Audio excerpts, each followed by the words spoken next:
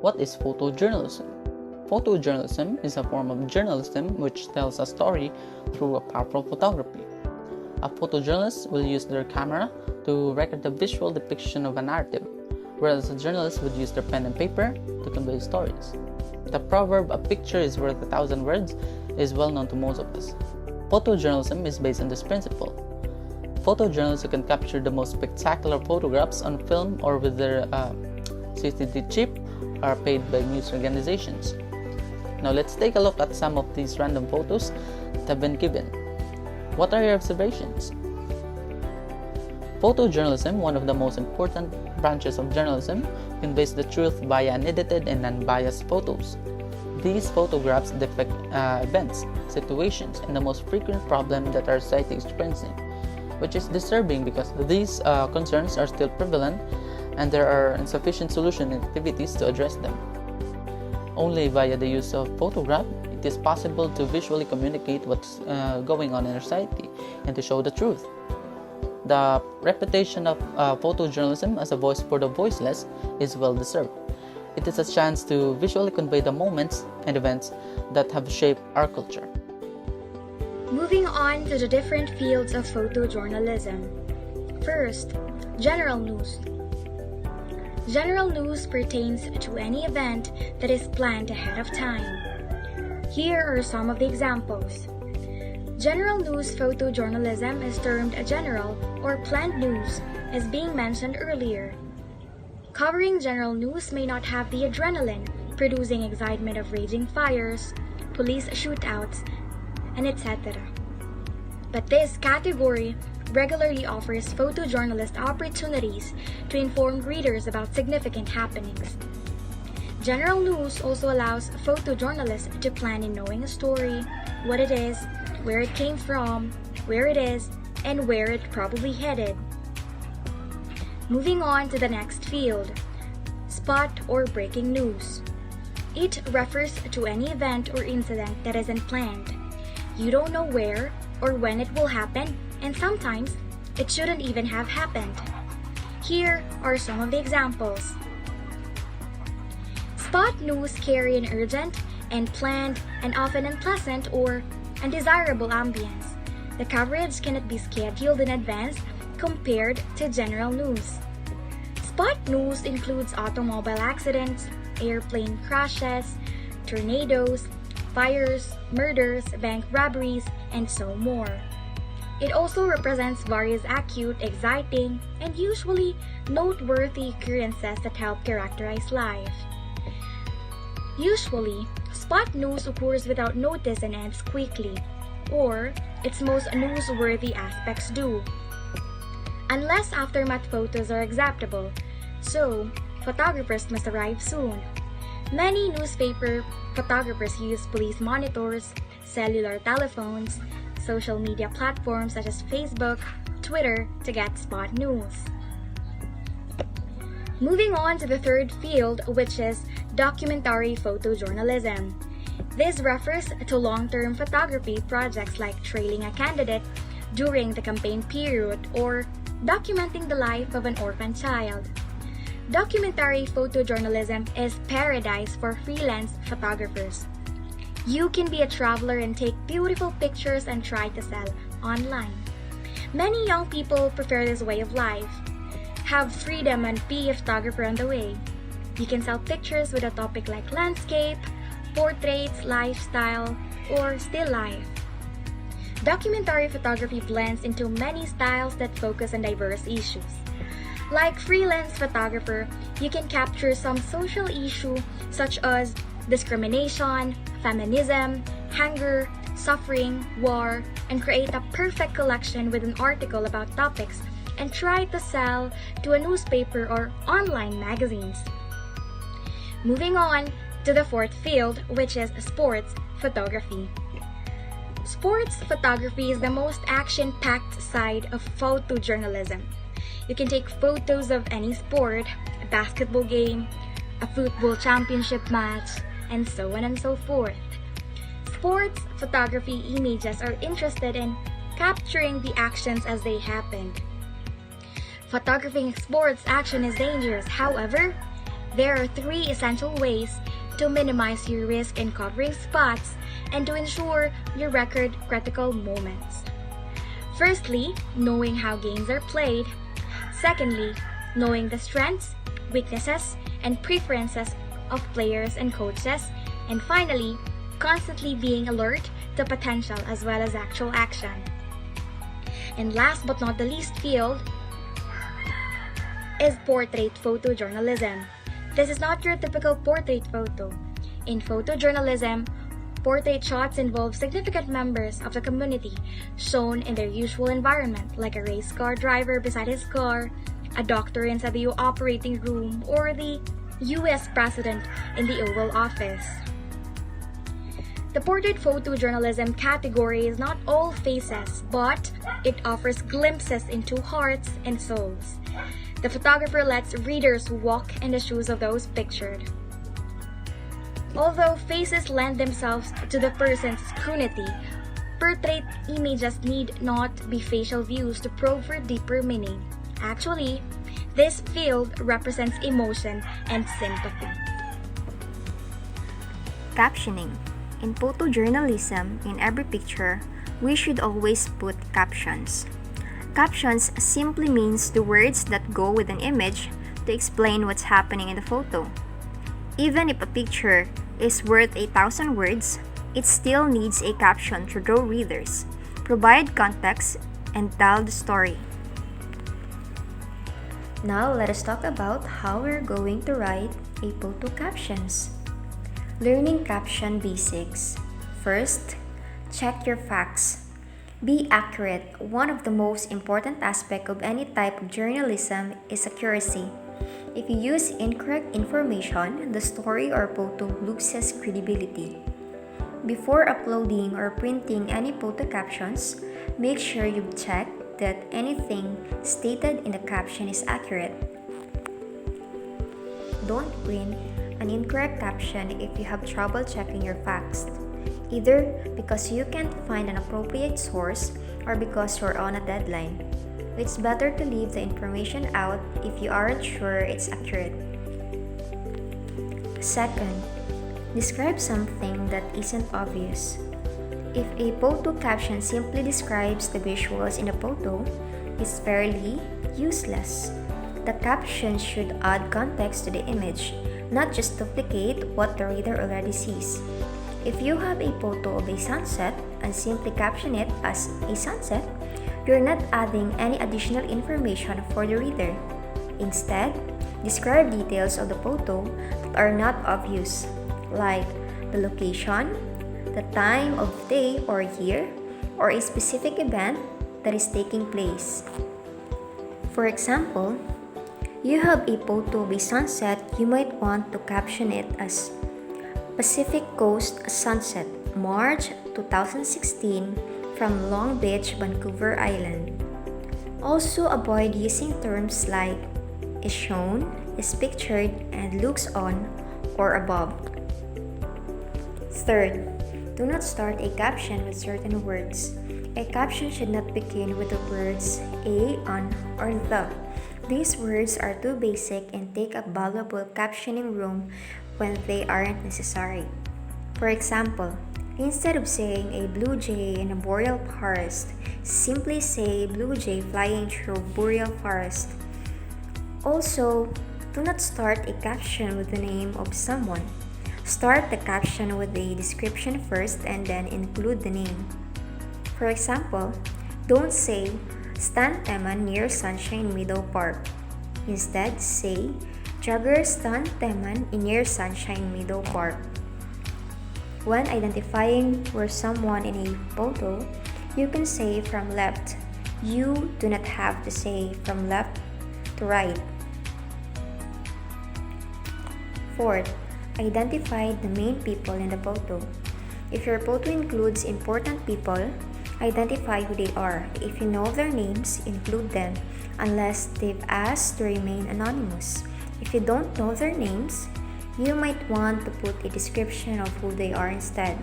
Example, protesters on the streets of Washington, D.C. While it shouldn't need to be said, make sure any and all names used are spelled correctly and have the proper title. If the photo includes a group of people or some people who are not relevant to the story, their names are not required to tell the story. You do not have to name each of them in the caption. Fifth, be as specific as possible. This advice goes hand in hand with being accurate. If you are unsure of where the photo was taken or who is in the photo, find out. Showing a photo without any specific information may not be useful to the reader, especially if you cannot inform them of the context in which the photo was taken. If you were working with another journalist for the story, contact them for more information if needed. If you were trying to identify a specific person in a photo, describing where in the photo they are is very useful.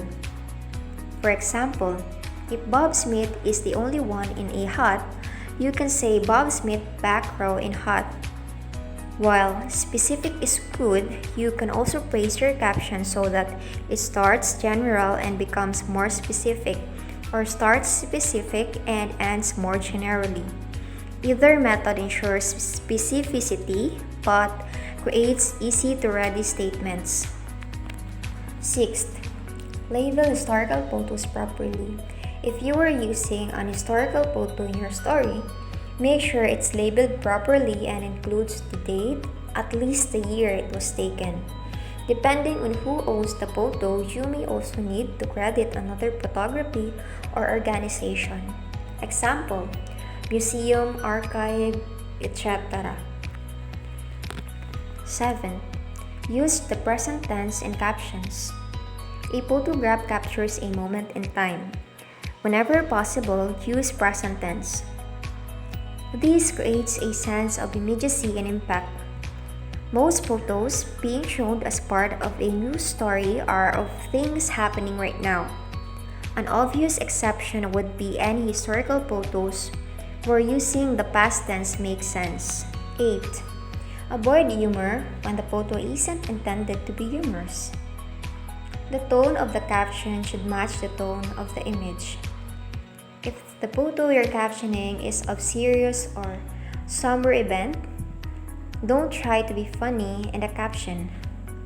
Funny captions should only be used when the photo itself is a joke or a funny event that is intended to make the reader laugh. And lastly, remember to always include credits and citations. Every photo should include the name of the photographer or the organization that owns the photograph. In actual photographic magazine and publications, photos also include the technical details of how the photo was taken. Example, aperture, film speed, f-stop, lens, etc. When writing the credits, you don't have to use the term credited to or photo by if the information is presented in a consistent and understandable format. For example, maybe the credits are always italicized or are a smaller font size. Now, let's proceed on how we are going to enhance the story with caption. This will be discussed by Anthony. Number 1. Use the caption to tell the reader something new. When a reader looks at a photograph, they are frequently met with a mix of emotions and information. The caption, in turn, should teach the reader on something they didn't know just by glancing at the picture. In other words, the caption should inform and intrigue readers and also not repetitive. Number 2. Avoid making judgmental statements. Captions should be instructive rather than critical or judgmental. Don't make conclusions about people's feelings or thoughts based on just on their appearance in the photo until you have really spoken to them and asked them. Avoid using the phrases dissatisfied shoppers standing in the line unless you are certain that they are unhappy. Number 3. Do not worry about the length of the caption. A picture may be worth 1,000 words, but sometimes just a few words are needed to put the picture into context. It's fine if a lengthy description is required in order for the photo to make sense, while you should attempt to be as clear as concise as possible. Don't be afraid to provide more information in your caption if it will be useful. Number 4.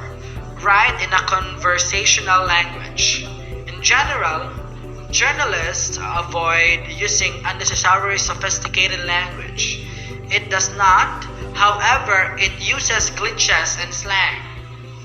The same basic language rules should apply to captions. Write your captions in a conversational tone as much would you if you were giving a photo to a family member. Avoid using cliches or slang and acronyms if you don't need to employ sophisticated terminology. Number 5. Include unessential story items in the caption. The stories that go with the images are usually on a certain topic and obviously tell a story. Put information in a caption rather than the body of the article if it is required for understanding the photo but not for the presenting story. Number 6. Determine what punctuation should be used. It's fine to caption a photo of a person or a photo of a very specific item without any punctuation if the photo is merely of that person or the item. In some circumstances, using partial sentences in a caption is acceptable, although this will depend on the publication and its standards. Number 7. Simplify descriptions in subsequent captions. It is not necessary to keep repeating the facts of these topics in each caption if many consecutive images in a story depict the same place, person, or event. If you introduce something using their entire name in the first caption, you can simply refer to them by their last name in the subsequent captions. Number 8.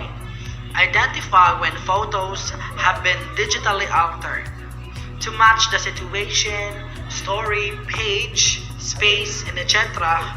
Photos are sometimes expanded, downsized, or cropped.